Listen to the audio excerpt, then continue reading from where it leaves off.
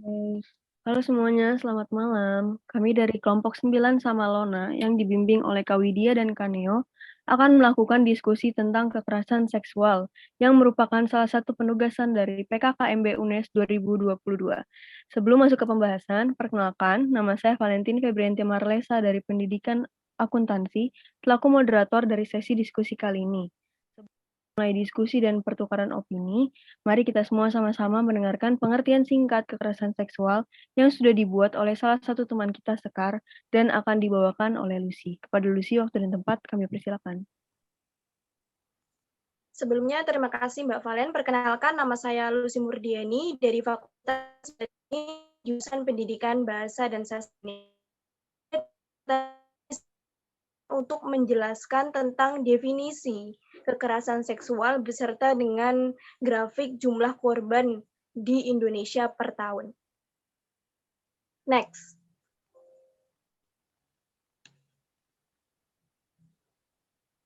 Untuk definisi kekerasan seksual sendiri, dilansir dari laman website Kemendikbud, kekerasan seksual adalah setiap perbuatan merendahkan, menghina, melecehkan, dan atau menyerang tubuh dan atau fungsi reproduksi seseorang karena ketimpangan relasi kuasa dan atau gender yang berakibat atau dapat berakibat penderitaan psikis dan atau fisik termasuk yang mengganggu kesehatan reproduksi seseorang dan hilang kesempatan melaksanakan pendidikan dengan aman dan optimal. Selanjutnya, dapat dilihat dari data kekerasan seksual. Data di grafik yang pertama itu adalah jumlah kekerasan terhadap perempuan tahun 2007 sampai 2018 Catahu 2019. Pada 2010, ini jumlahnya mencapai 105.103. Kemudian 2011 mengalami peningkatan sampai 2015. Kemudian 2016 mencapai penurunan. Kemudian 2017 mencapai 348.446 dan puncaknya di 2018 404.178 korban. Di grafik yang kedua itu ada data kekerasan berbasis gender cyber tahun 2017 sampai 2020 data dari Catahu 2020. Itu 2017 ada 16 korban, naik di 2018 97 korban, 2019 281 korban, dan puncaknya di 2020 itu ada 942 korban. Next. Berdasarkan jenisnya, kekerasan seksual ini dapat digolongkan sebagai berikut, yaitu yang pertama ada verbal, yang kedua fisik, yang ketiga non-fisik, dan yang keempat ada atau informasi dan komunikasi. Sekian dari Oke, baik. Terima kasih. Nah, tadi sudah dijelaskan secara singkat oleh Lucy ya. Dan sudah dijelaskan juga nih jenis-jenisnya. Nah, sekarang kita buka aja sesi opini kita pada hari ini. Kalau menurut teman-teman di sini, gimana nih contoh-contoh dari kekerasan seksual itu apa aja sih? Mungkin boleh ya kalau misalnya saya sebut nanti namanya, perkenalan singkat dulu, lalu langsung dilontarkan saja opini teman-teman. Mungkin boleh kita mulai dari Aski, kepada Aski waktu dan tempat dipersilakan. Oke, thank you Valen. Oke, di sini perkenalkan teman-teman, saya Azki Muhammad Agustian dari Prodi Ilmu Geografi, dan berikut opini yang saya tahu dan sesuatu yang saya tahu tentang kekerasan seksual dan apa aja jenisnya. Yang salah satunya yang saya tahu itu tentang pemerkosaan. Nah, pemerkosaan ini merupakan jenis serangan seksual yang biasanya melibatkan hubungan seksual yang dilakukan terhadap seseorang dengan tanpa persetujuan. Jadi dengan pemaksaan gitu. Dilakukannya dengan pemaksaan si korban gitu. Dan perbuatan tersebut dapat dilakukan dengan kekerasan fisik, dengan cara pemaksaan, penyalahgunaan wewenang, atau terhadap orang yang tidak mampu memberikan persetujuan yang sah, seperti orang yang lumpuh, yang buta, yang tidak sadarkan diri, atau orang-orang lain yang mempunyai kekurangan. Dan yang saya tahu juga, dampak dari kekerasan seksual ini dapat menyebabkan korban itu yang pertama itu merasa cemas pastinya. Merasa cemas, yang kedua merasa depresi, dan yang terakhir yang pasti mungkin setiap korban terima yaitu rasa trauma dari yang dilakukan oleh si pemerkosa itu.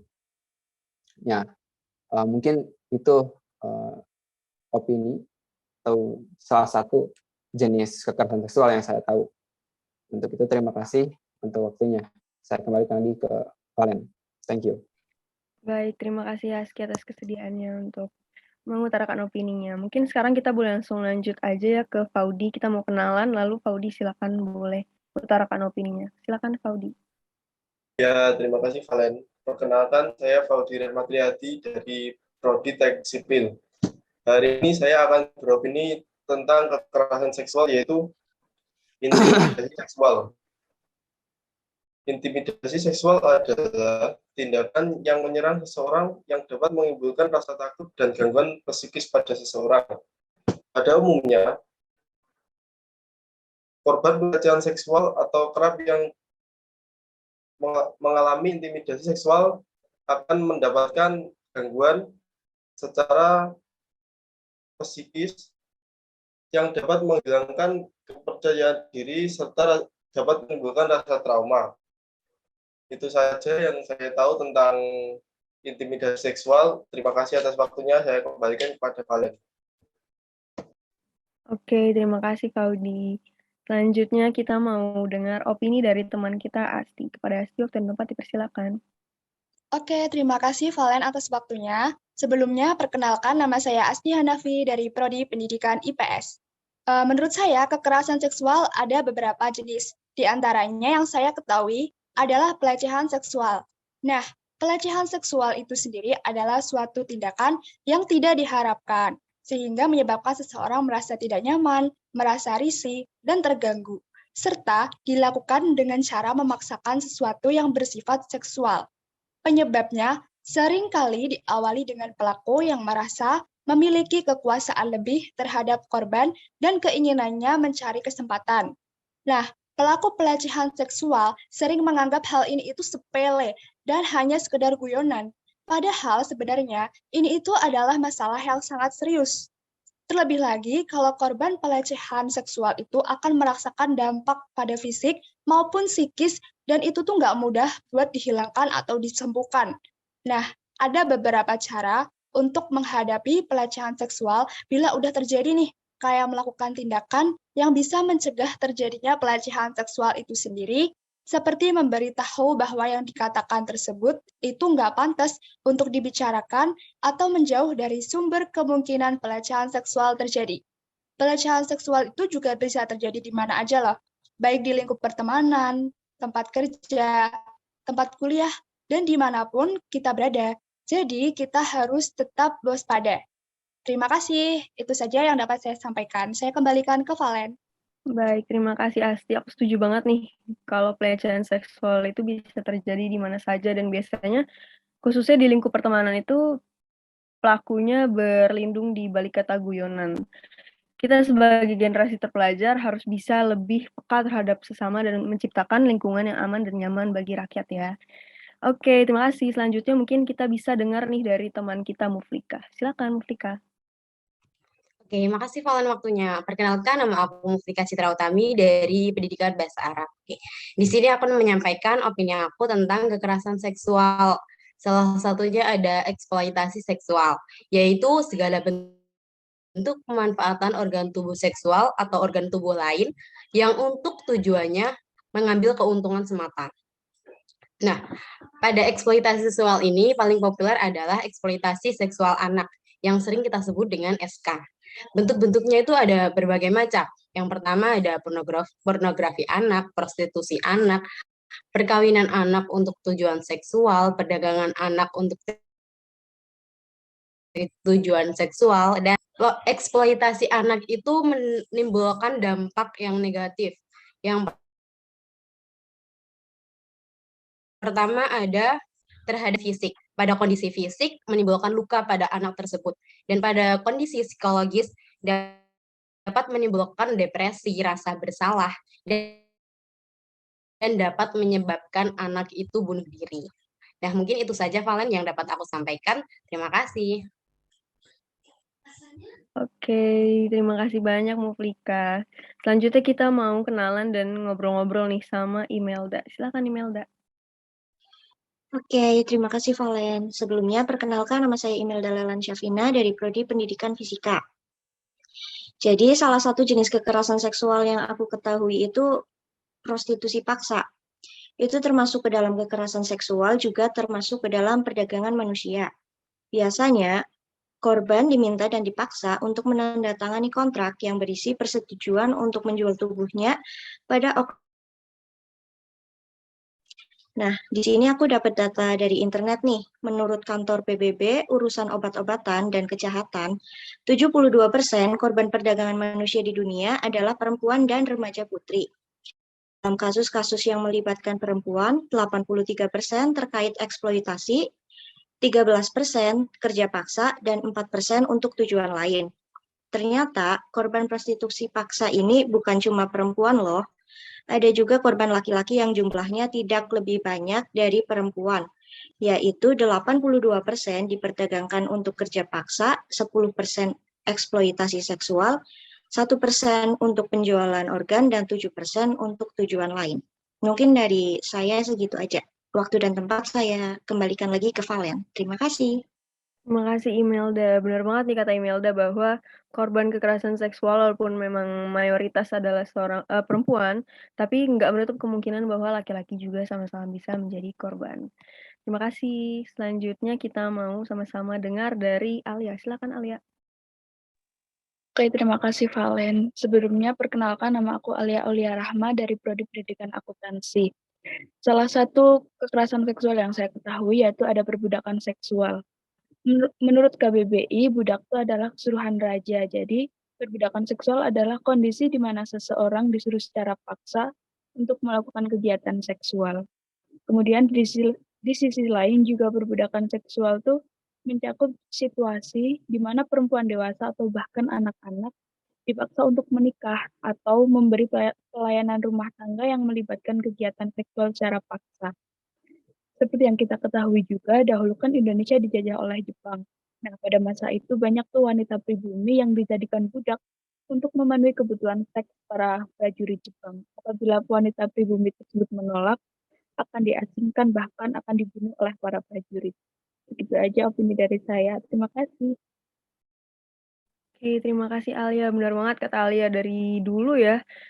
Karena kita masih maba nih, mungkin masih fresh otaknya tentang pelajaran SMA ya. Benar banget. Kalau di zaman penjajahan Jepang waktu itu ada namanya Jugun Ianfu, yaitu perbudakan seksual yang dilakukan oleh tentara Jepang terhadap wanita pribumi. Sangat disayangkan ya bahwa di zaman modern sekarang hal tersebut juga masih ada. Terima kasih Alia untuk opininya. Sekarang kita mau dengar opini dari Lutfa. Kepada Lutfa, waktu dan tempat kami persilakan. Sebelumnya, terima kasih kepada Kak Valen. Di sini perkenalkan, saya Lutfa Janani dari Prodi Pendidikan Kimia. Menurut saya, termasuk dari salah satu jenis kekerasan seksual yang saya ketahui adalah pemaksaan perkawinan dan cerai gantung. Pemaksaan perkawinan juga termasuk sebagai jenis kekerasan seksual karena pemaksaan hubungan seksual menjadi bagian tidak terpisahkan dari perkawinan yang tidak diinginkan, baik dari pihak laki-laki maupun pihak perempuan. Ada beberapa tindakan yang termasuk dalam pemaksaan perkawinan, diantaranya adalah pemaksaan perkawinan pada anak, pemaksaan perkawinan yang mengatasnamakan hukum adat, serta perkawinan antara korban dan pelaku pelecehan seksual. Pemaksaan perkawinan yang mengatasnamakan hukum adat, contohnya adalah kawin tangkap, yaitu praktik di mana laki-laki bisa menangkap atau menculik wanita dan memaksa wanita tersebut untuk menjadi istrinya. Menurut saya, hal ini sangat merugikan pihak wanita, karena di posisi tersebut, wanita tidak diperbolehkan menolak atas alasan hukum adat. Contoh lainnya adalah perkawinan paksa untuk menjaga nama baik pihak wanita. Hal ini terjadi jika suatu pasangan berkencan dan ada hal lain yang tidak disetujui oleh pihak wanita, maka mereka harus segera menikah. Pihak laki juga tidak bisa menolak dengan alasan hukum adat. Sedangkan cerai gantung sendiri dapat diartikan dengan ketika perempuan dipaksa untuk terus berada dalam ikatan perkawinan, padahal dia ingin bercerai. Namun gugatan cerainya tidak diterima atau ditolak dengan berbagai alasan, baik dari pihak suami maupun otoritas lainnya. Dan hal ini sangat merugikan pihak istri karena dia bisa mendapat perlakuan hubungan seksual secara paksa, sedangkan gugatan cerainya tidak disetujui. Mungkin itu saja salah satu jenis kekerasan seksual yang saya ketahui. Selanjutnya saya kembalikan kepada Kak Alif. Terima kasih. Baik, terima kasih Lutfa atas kesediaannya. Selanjutnya kita mau kenalan dan dengar opini dari Mila. Kepada Mila dipersilakan. Oke, makasih ya Valen. Sebelumnya perkenalkan dulu, nama aku Jili Mila Azari dari Prodi Pendidikan Bahasa dan Sastra Indonesia. Aku akan nyampein salah satu opini aku tentang kekerasan seksual. Nah, yang aku tahu dari kekerasan seksual itu salah satunya adalah pemaksaan kehamilan. Yang dimaksud pemaksaan kehamilan itu sendiri adalah suatu kondisi ketika perempuan dipaksa dengan kekerasan maupun ancaman kekerasan untuk melanjutkan kehamilan yang tidak dia kehendaki. Selain itu juga, ketika suami menghalangi istrinya untuk menggunakan kontrasepsi, sehingga perempuan itu tidak dapat mengatur jarak kehamilannya. Pemaksaan kehamilan ini berbeda dimensi jika dibandingkan dengan kejahatan terhadap kemanusiaan. Terus contoh pemaksaan kehamilan ini tuh perempuan korban perkosaan dan suami yang melarang istrinya untuk menggunakan kontrasepsi. Segitu dulu opini dari aku kembaliin lagi ke Valen. Oke, terima kasih Mila atas opininya. Kita sekarang mau dengar opini dari Feni. Silakan Feni. Baik, terima kasih Valen atas waktunya. Sebelumnya perkenalkan, nama saya Feni Amanda Primasari dari Prodi Pendidikan Bahasa dan Sastra Indonesia. Pada kesempatan kali ini, saya akan menyampaikan sedikit opini saya mengenai pemaksaan aborsi. Pada dasarnya, aborsi merupakan suatu tindakan menggugurkan kandungan untuk mengakhiri kehamilan. Menurut saya, tindakan ini merupakan tindakan yang bersifat ilegal untuk dilakukan. Banyak sekali kasus yang terjadi di Indonesia mengenai hal ini, di mana para perempuan yang menjadi korban kekerasan seksual seringkali dipaksa untuk melakukan tindakan aborsi. Jika dilihat dari sudut pandang saya, ada beberapa alasan yang menyebabkan hal itu dapat terjadi, yaitu diantaranya yang pertama, karena adanya hamil di luar nikah, yang kedua, karena adanya ketidakmampuan dalam hal ekonomi, yang kedua, karena kurangnya support atau dukungan dari pihak keluarga, dan yang keempat, karena adanya masalah dengan pasangannya. Banyak pihak termasuk dari Komnas Perempuan dan juga ICCR atau Institute for Criminal Justice Reform yang mendorong agar tindakan pemaksaan aborsi ini dapat diatur dalam rancangan Kitab Undang-Undang Hukum Pidana atau RKUHP dengan tujuan agar para pelaku tindak pemaksaan aborsi ini dapat mempertanggungjawabkan jawabannya dan bisa mendapatkan sanksi atau hukuman yang setimpal dengan perbuatan yang telah dilakukan. Mengapa demikian? Karena undang-undang yang ada selama ini, pihak perempuanlah yang selalu dipandang sebagai subjek utama pelaku tindakan aborsi. Sedangkan di sisi lain, perempuan sebagai korban pemaksaan tindakan aborsi masih jarang untuk diperbincangkan maupun dibahas. Cukup sekian opini yang dapat saya sampaikan. Untuk waktu dan tempatnya, saya persilakan lagi ke Valen. Terima kasih. Oke, aku setuju banget nih sama Feni, karena di dalam kasus ini terlalu menitik beratkan kepada perempuan, padahal pelaku dari kehamilan yang akhirnya berujung pemaksaan aborsi ini dia lebih dapat spotlight ya dibanding wanita yang menjadi korban. Terima kasih sebelumnya Feni untuk opininya. Sekarang kita mau langsung lanjut aja dengan perkenalan dan opini dari Carina. Silakan. Oke, terima kasih atas waktu yang diberikan. Halo semuanya, perkenalkan nama saya Carina Nurlaili dari Prodi Bimbingan dan Konseling. Salah satu kekerasan seksual menurutku itu pemaksaan. Kayak memaksa tidak mau menggunakan kondom saat berhubungan, padahal kan pada umumnya kondom cukup efektif untuk mencegah kehamilan. Nah, jika digunakan secara tepat dan menggunakan volume yang benar, kondom efektif mencegah kehamilan hingga 98%. Jadi kondom itu enggak 100% mencegah kehamilan. Resiko kehamilan masih tetap ada meski hubungan intim dilakukan dengan kondom. Selain mencegah kehamilan, menggunakan kondom berarti mencegah tertular penyakit kelamin yang berbahaya yang bisa ditularkan melalui hubungan intim seperti penyakit sifilis, herpes, chlamydia, gonore, HIV, dan beberapa penyakit lainnya. Terus yang kedua itu pemaksaan kontrasepsi dan sterilisasi. Padahal kan berdasarkan dokumen RUU TPKS nih, pemaksaan kontrasepsi dan sterilisasi menjadi 2 di antara 9 jenis tindak pidana kekerasan seksual yang diatur dalam undang-undang. Merujuk undang-undang tersebut, seseorang yang memaksa orang lain menggunakan alat kontrasepsi hingga menyebabkan orang itu kehilangan fungsi reproduksinya sementara waktu dapat dikenakan pidana penjara maksimal 5 tahun dan denda 50 juta. Itu aja sih opini aku. Terima kasih atas waktu yang diberikan. Aku kembalikan ke Valen. Oke, terima kasih Carina. Kita langsung lanjut aja mau dengar dari Amelia. Silakan Amelia. Baik, terima kasih Valen atas waktunya. Sebelumnya perkenalkan, nama saya Amelia Elena Chandra dari jurusan Pendidikan Guru Sekolah Dasar.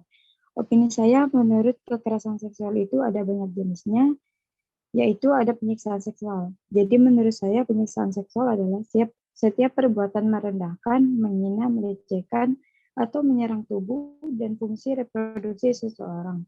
Karena ketimpangan relasi kuasa gender yang dapat berakibat penderitaan psikis dan fisik termasuk yang mengganggu kesehatan reproduksi seseorang. Seperti contohnya yang kita ketahui yaitu yang pertama ada berperilaku atau mengutarakan ujaran yang mendiskriminasikan atau melecehkan penampilan fisik, tubuh ataupun identitas gender orang lain. Semisalnya lelucon seksi, siulan, dan memandang bagian tubuh orang lain. Yang kedua, menyentuh, mengusap, meraba, memegang, dan menggosok bagian tubuh pada area pribadi seseorang. Yang ketiga, mengirim lelucon foto, video, audio, atau materi lainnya yang bernuansa seksual tanpa persetujuan penerimanya dan meskipun penerima materi sudah menegur pelaku. Yang keempat, menguntil, mengambil, dan menyebarkan informasi pribadi termasuk gambar seseorang tanpa persetujuan orang tersebut. Yang kelima, memberi hukuman atau perintah yang bernuansa seksual kepada orang lain. Mungkin cuma segitu aja opini dari saya. Terima kasih, Valen. Baik, terima kasih Amelia. Selanjutnya kita mau kenalan dan dengar opini dari Ika. Silakan Ika. Baik, terima kasih Valen. Halo semua, perkenalkan nama aku Ika Nisolanisa dari Prodi Pendidikan Teknik Elektro Fakultas Teknik. Jadi, jenis kekerasan seksual menurutku yaitu penghukuman tidak manusiawi dan bernuansa seksual. Dari berita yang aku dengar, dalam 3 bulan terakhir ini ada 3 kasus penghukuman tidak manusiawi dan bernuansa seksual yang terjadi di Indonesia. Yang pertama ada kasus seorang istri di Tapanuli yang ditelanjangi dan diikat di atas pohon. Yang kedua ada seorang remaja perempuan yang di Sragen yang dihukum berjalan mengelilingi kampung dengan kondisi telanjang. Dan yang ketiga ada kasus seorang perempuan di Banda Aceh yang dihukum dimandikan warga dengan air comberan. Sangat disayangkan sekali bukan? Kasus penghukuman yang tidak manusiawi dan bernuansa seksual ini terus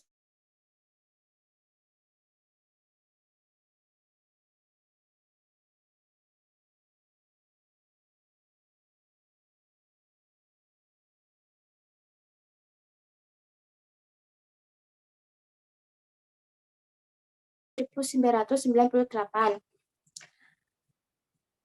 Aku sangat berharap Komnas Perempuan mampu mendesak pemerintah untuk mencegah tindak penghukuman yang tidak manusiawi dan bernuansa seksual kembali terulang di masa depan. Itu saja yang dapat aku sampaikan. Selanjutnya aku kembalikan lagi ke Valen. Terima kasih semua. Baik, terima kasih Kak atas kesediaannya. Lalu kita mau langsung aja nih dengar dari Dewi. Silakan Dewi. Baik, terima kasih Valen atas waktunya. Sebelumnya perkenalkan nama saya Siti Wahyuni dari Prodi Pendidikan Bahasa dan Sastra Jawa. Menurut saya, salah satu opini dari contoh kekerasan seksual adalah praktik tradisi bernuansa seksual yang membahayakan dan mendiskriminasikan perempuan. Praktik ini biasanya dilakukan atas nama agama, budaya, hingga dampak psikologis terhadap korban. Contoh penerapan tradisi ini adalah female genital mutilation atau sunat perempuan. Sunat perempuan atau female genital mutilation adalah ritual pemotongan atau pengangkatan sebagian atau seluruh bagian luar alat kelamin wanita atau vulva. Terima kasih, itu saja opini saya. Waktu dan tempat saya kembalikan ke Valen. Oke, terima kasih banyak Dewi. Sekarang kita mau dengar dari Gina. Silakan Gina, waktu dan tempat dipersilakan. Oke, terima kasih untuk Valen. Sebelumnya perkenalkan nama saya Gina Nada Gadis Cantika dari Prodi Ilmu Politik. Salah satu kontrol seksual yang saya ketahui itu kontrol seksual termasuk lewat aturan diskriminatif beralasan moralitas dan agama. merupakan cara berpikir di dalam masyarakat yang menempatkan perempuan sebagai simbol moralitas komunitas, membedakan antara perempuan baik-baik dan perempuan nakal, dan menghakimi perempuan sebagai pemicu kekerasan seksual menjadi landasan upaya mengontrol seksual dan seksualitas perempuan. Kontrol seksual mencakup berbagai tindakan kekerasan maupun ancaman kekerasan secara langsung maupun tidak langsung untuk mengancam atau memaksa perempuan untuk menginternalisasi simbol-simbol tertentu yang dianggap pantas bagi perempuan baik-baik. Contohnya seperti kewajiban berbusana, jam malam, larangan berada di tempat tertentu pada jam tertentu, larangan berada di satu tempat bersama lawan jenis, serta aturan pornografi. Hanya itu yang saya ketahui, saya kembalikan kepada Valen. Baik, terima kasih teman-teman. Untuk jenis-jenisnya, aku rasa udah cukup lengkap nih yang teman-teman sebutin tadi. Sekarang aku mau tahu gimana sih pendapat kalian tentang gimana cara kita harus menyikapi atau mencegah kekerasan seksual tersebut. Mungkin boleh kita dengar dari teman kita, Umi Nur, silakan. Oke, terima kasih Valen. Perkenalkan, saya Umi Nurwaidah dari Prodi Pendidikan Akuntansi. Jadi dari penjelasan-penjelasan tersebut bisa disimpulkan bahwa mungkin mayoritas korban dari kekerasan seksual memang perempuan, namun laki-laki juga bisa saja menjadi korban. Kita semua juga harus bisa menjadi pendengar yang baik untuk para korban kekerasan seksual, tidak saling menyalahkan, karena kerap jika terjadi kasus pelecehan seksual, pakaian korbanlah yang disalahkan. Padahal yang disalahkan itu tindakan pelaku. Selain itu, kita juga harus bisa menciptakan lingkungan yang aman dan nyaman untuk masyarakat. Mungkin cuma itu saja yang bisa saya sampaikan. Terima kasih. Baik, terima kasih atas kehadirannya dalam penugasan kelompok hari ini. Semoga apa yang kita bahas hari ini dapat bermanfaat dan mengingatkan kita bahwa kekerasan seksual dapat terjadi di mana saja dan kapan saja. Sehingga khususnya sebagai generasi muda yang terdidik, kita harus berhati-hati dan memberantas kekerasan seksual, serta menciptakan lingkungan yang aman dan nyaman bagi seluruh masyarakat. Yang terakhir, sebagai moderator, saya mewakili teman-teman sekalian. Mohon maaf bila ada kekurangan kata yang kurang berkenan. Sekali lagi terima kasih, selamat malam, dan selamat beristirahat semuanya.